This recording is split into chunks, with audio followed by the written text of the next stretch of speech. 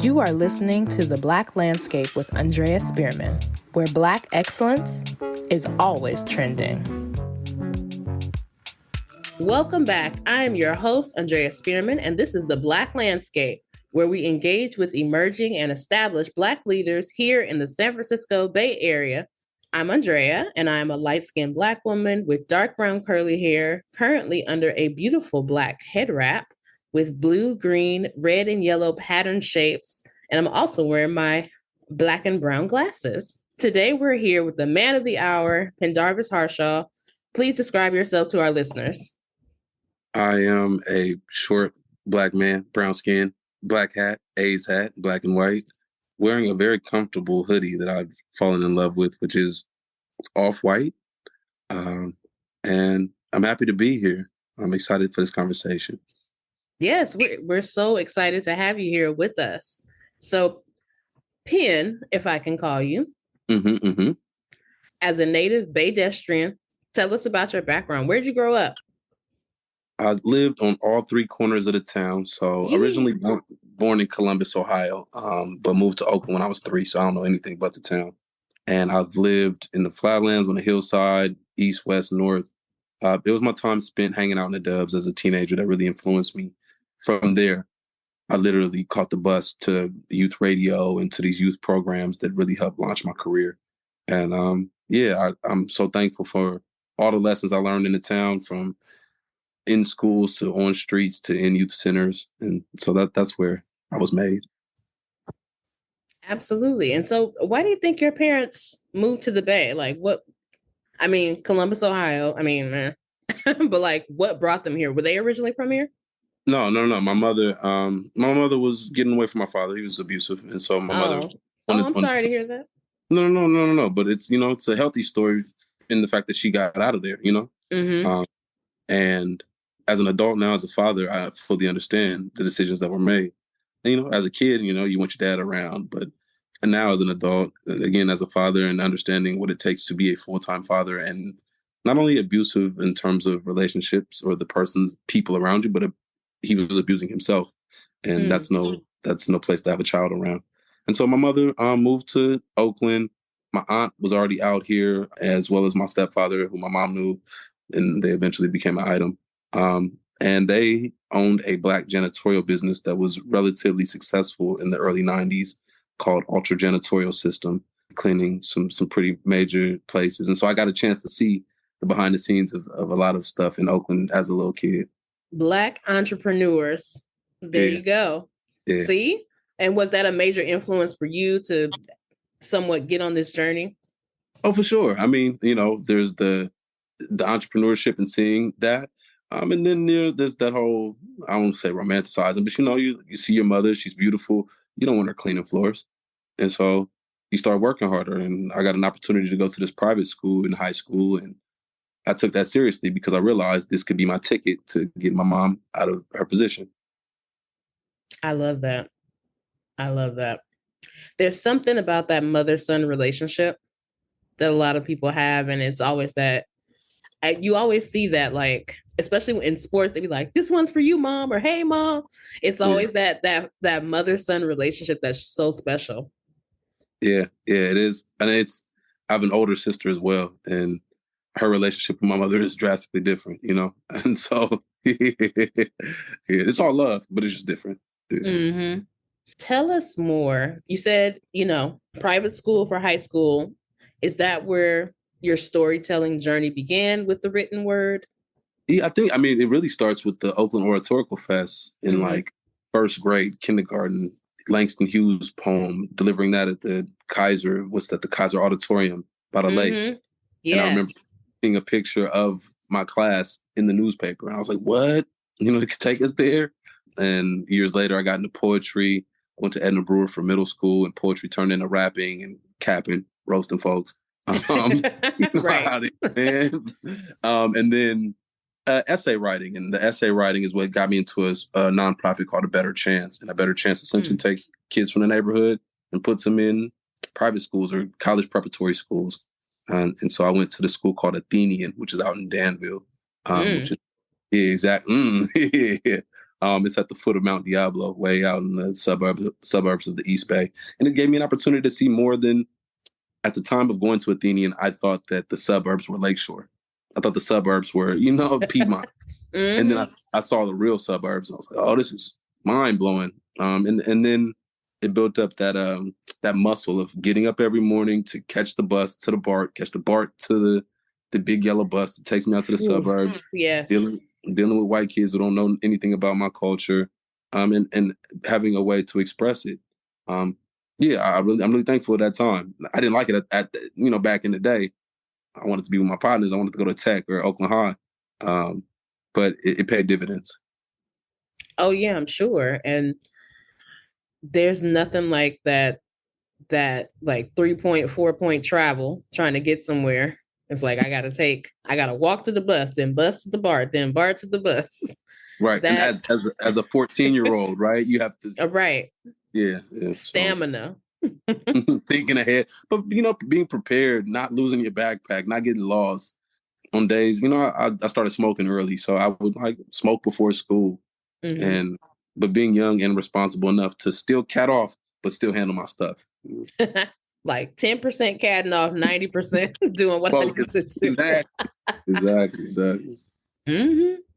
That's so funny, because that is really, the lesson that a lot of young people here in the Bay Area learn. Is like that, learning how to commute, learning how to get that independence a little bit earlier here in the Bay Area, because we have things so spread out to where some folks get to experience these amazing, schools, or they get to be part of these programs that you have to get back and forth to. What role, or what took that level of written word to the next level for you? Yeah, next level. Let's see. Youth radio, like full on youth radio. I was a part of youth everything in the Bay Area at that time. I was at Youth Uprising doing videos. EOYDC, I stepped in there a couple of times. Youth Outlook, which is a program out of San Francisco, New American Media, they assisted me. Didn't really do youth speaks, but hung out with them. Youth radio showed me that knack for storytelling through poetry and rhymes. The words didn't always have to rhyme, and I could still record them and be on the radio and get paid, and I could have longevity in this career. And so at 17, I was fortunate enough to take a trip to Ghana through that private Ghana. school.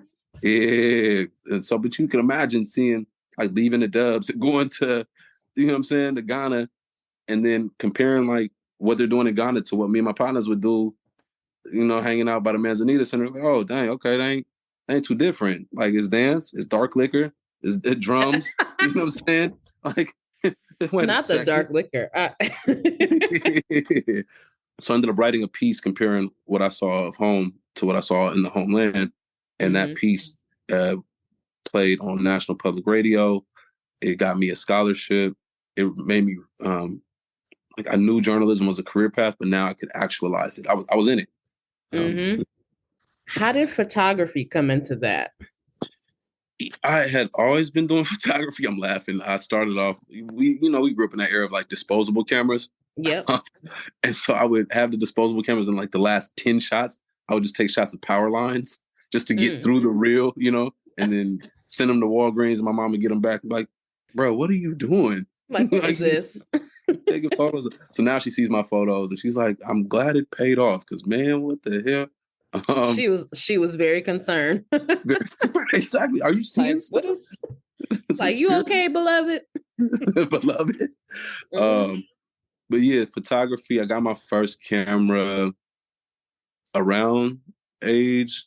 I got my first video camera at 19. I had like rinky-dink cameras before that, but 18, 19, I got a video camera. At the same time, from that illustrious private school, I ended up going to Laney for a year. And while I was at Laney, that's when I really got into journalism. I bought my first camera. A lot of my friends, shout out to Jesus L, my best friend. He's a very well-known turf dancer. And so I would ride with him to all these candy shop functions or whatever dance battles, be filming them and produce content from that. And that was my start. And like E40's, what's that? Get My Ghetto Report Card. When that drops in 06, I'm in Emeryville, and Stomper, the elephant, is out there dancing, going dumb, and I filmed that, and that's my first little like viral video and everything. So yeah, photography and videography kind of went hand in hand. Oh, you just took me back, 2006. Yeah, I'm doing a big project. I mean, I'm kind of tipping the card here. I'm doing a big project about 2006 right now, and so mentally, I'm there. Right now, we're going to take a short break to catch up on previous episodes of The Black Landscape. Download on Apple Podcasts, Buzzsprout, and Google Podcasts. When we come back, we will hear more from Penn Harshaw. Hey fam, if you are enjoying what you hear, please leave a review on Apple Podcasts or in the comments of our social media pages. We want to hear from you which guest was your favorite and answer any burning questions you may have. If there are any outstanding professionals or emerging leaders in the Black Bay Area community that you think we should know about, tag them on our Instagram at The Black Landscape or email us about who they are, just a short blurb, and their contact information to theblacklandscape@gmail.com. As this podcast continues to elevate and evolve, you can promote your business with us. Whether it's a food service, retail, skincare, or more, we believe in promoting and patronizing local, emerging, and established business owners. Email us at theblacklandscape@gmail.com to learn more. We are back with OG Penn, as he is fondly known in these streets. All right, so Penn has his own podcast, which I hope y'all are familiar with. And if you ain't, get familiar, okay? It's called Rightnowish with KQED, where every week Penn is out in the community, uplifting the people and rich history of the Bay Area. So talk to us about how this show kind of came to be, about your relationship with KQED. Yeah. So fast forward from the seeds of journalism being planted while in high school. Mm-hmm. Go to Howard University, study telecommunications management, come back out to the Bay, teaching at Tech, McClymonds, you name it. And then I decided to go to grad school at Berkeley. Wait, hold on. You was teaching at Tech? Yeah. Oh, bless your heart. Glad you made it out. It was a great experience. I was there in 2011, and that was a part of the pilot program for the African American Male Achievement Department. Oh, yeah. Now the Department of Equity. So yeah, I taught the first class. So Come on. Yeah, but it was great. It was great. It was healing. It was really healing. Me at 23, I'm talking to 13-year-olds, and I'm looking at them like, oh, I see what I just came from. Mm-hmm. And I brought my journalism into the class. And so, but yeah, so that's one of the pieces that led to where I'm at now. The teaching then leads to me going to Berkeley. While in Berkeley, I do documentary film as a master's program. From there, I'm in the industry now. And I got a small taste of some tech reporting. I did some policy work. I bounced around. And then KQED, shout out to an editor by the name of Gabe Moline. Follow me on social media. He saw what I was doing independently. He was like, bro, see what you're doing. Just come do that for us. Like, you don't have to change your voice, anything. They've never assigned me anything. Like, not like mandatory, And then pretty much everything I pitch gets the green light with some type of like input or, like, hey, let's focus this. But they know a blessing. It is, and it's so rare, and I tell people it's a byproduct of me kicking up dust before I got there, and like knowing what I was already about before I got there. So when I stepped up there, they were like, "Okay, cool, just keep cooking, just keep making the same meals you've been making." And the Rightnowish thing, great example, was a photo series that I was doing on Twitter. I would just stumble across any image that was moving. There was a mural of Colin Kaepernick on Telegraph back in the day during his start of his kneeling journey. I just happened to stumble across it, post a picture. Like, this is on Telegraph Rightnowish. And I was put Rightnowish because that day I was walking from downtown to like MacArthur Bart, and I posted it like halfway through. I wouldn't post it right there when I'm at that place because I know the internet is full of unique characters. And so I wouldn't want to tell them where I was right then. Right. Exactly. And so that concept of stumbling into art that speaks to a larger issue or current topic is really the driving force behind the podcast. And now you can imagine I'm stumbling into these art pieces or places and talking to the movers and shakers who are behind it, getting the opportunity to really know the community people talk about it all the time when I get feedback about what the podcast is to folks. They're like, it's kind of like, Mr. Rogers, like get to meet your neighbor. And I'm like, yes. Yes. Literally at the pitch meeting, I brought in an image of Mr. Rogers and two short dogs in a house. And I was like, I want to merge these two. This is what I want. This is my vision. And so it's been ups and downs. The pandemic was hard. Recording a podcast and consistently doing it, I'm sure, as you know, is difficult. Because sometimes you feel like you're talking to yourself. And then there's been some really highlights. That's like amazing. I've talked to Frederica Newton. I've talked to, just some really like powerful, dope people on record. And through KQED, that means it's archived essentially forever. So I'm really fortunate for that. Yes. Archived conversations. That is definitely something that the Black Bay Area has been moving towards in recent years. I mean, there's always been archival processes, here in the Bay Area, part of our history and culture, but really keeping record of that is amazing. And I'm glad that they're doing that for you. And yes, especially in this podcasting journey, it could be a time in not a good way. It can be tedious sometimes, but it's once you get those interviews and really hearing people's backgrounds and stories, it makes it all worth it, especially when you get that positive feedback like, oh, I never heard of this person and they sound amazing, or I connected with them at the farmer's market. Like, yeah, I'll get that. Like, I heard someone will hear of somebody else on the podcast. They will bypass me and reach out directly to that person. And then they will develop an interaction of some sort. And I'm like, yes, that's what it's for. Develop that community. Yeah, like, yes, please reach out to these people. Yeah. Please do. What is the future of Rightnowish? So we've been kicking up dust doing this show for about 3 years. It started off as a radio show first. Now it's a radio show and podcast. And last year we pivoted and started experimenting with doing series. So instead of just one-off episodes about random artists, we're focusing on 6 weeks on a given topic. As we speak right now, the topic we're highlighting is land, which is very broad. But I know that there are so many debates around land in California that I was like, let's just dive into stories about land. So of course, the rent is too damn high. We all know that. But but let's go into a little bit more. So the first story we started off with is actually out of Folsom, outside of Sacramento, where there's a park that used to be called Negro Bar. It's recently been, it was called not Negro Bar, Negro Bar, right? And has recently, last year, it was changed to Black Miners Bar, minor as in gold digger, not somebody under 18. Thank you for the clarification. Exactly.